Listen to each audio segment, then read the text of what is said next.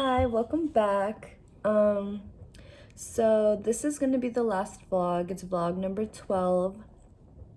And in this vlog, I'm going to be talking about what I learned in chapter 14. So chapter 14 is titled Understanding Occasion, and this chapter just talks about different occasions and like different types of like genres that that the author can fall into, or not fall into, but like different genres that the author can decide to do in order to match the occasion that is needed. So I learned that there's 3 different types of rhetorical genres. So there's 3 different types of genres, and then each one of those genres are met by 4 different requirements, or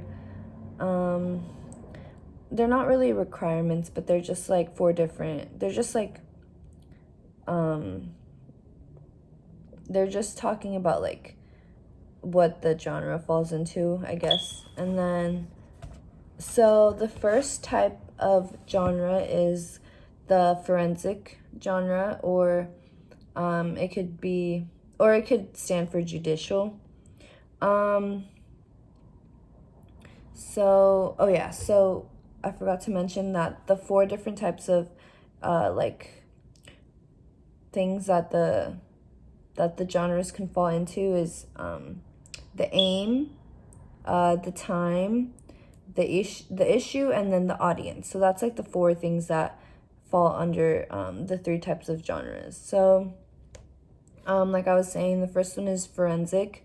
So the aim of the forensic genre is it aims towards like the justice system and like, or injustice. And then the time, it usually is talking about past events that already happened. And then the issue is it just questions like the facts that happened. And then the target audience for that kind of genre is the jurors and like all the people that are involved in that process. So for the second genre, it's called deliberative, or can be known as political. So the aim of this is expediency and inexpediency. So it's just like, like facts and stuff like that. And then the time is future, because they're always like referring to a future like bill or law. And then the issue, it just questions the policy. And I mean, that ties back into one of the previous chapters that we learned. So that just questions like what's like, like what is going to be, like what policy is going to be voted on, I guess. And then like the audience is or the target audience for this genre is the voters. And then the voters, they obviously have like a say. And then the last type of genre is the epidictic genre. I don't really know how to say that word. Or it can also be known as the ceremonial genre. So the aim of this is like to praise someone, or to blame someone, or to commemorate someone.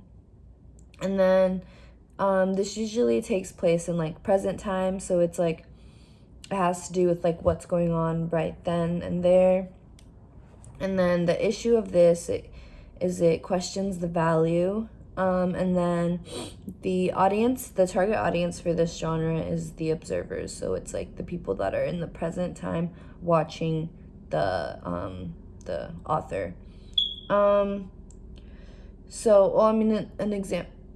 example of that could be just like a eulogy, or a graduation speech, or a wedding speech. So, I mean, those are just like different types of occasions. So, like a court hearing, voting, and then like a graduation speech. But with that, there also comes violations that the author can violate in these genres. Um, so one of like the main violations that I learned about is that the author like violates the audience's expectations of what is going to be talked about. Um so say the author is talking about something, and then they just like they completely talk, or they go towards a different direction than what the audience was thinking that they were going to. And then the authors do this to raise like awareness, and to raise like they want to like agitate the audience so that the audience does something about what the author's talking about. um, or this could be used as like a means to get more media coverage. um, and yeah, that's just like mainly what I learned from chapter 14.